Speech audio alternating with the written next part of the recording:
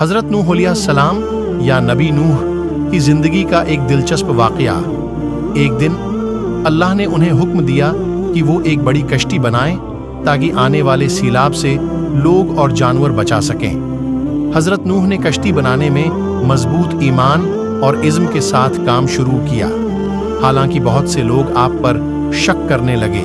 جب کشتی تیار ہو گئی، اللہ نے حضرت نوح کو حکم دیا کہ وہ مختلف جانوروں کے جوڑے لے کر اور مومنوں کو جمع کر کے کشتی میں لے آئیں۔ سیلاب شروع ہوا اور کشتی تیرتی رہی۔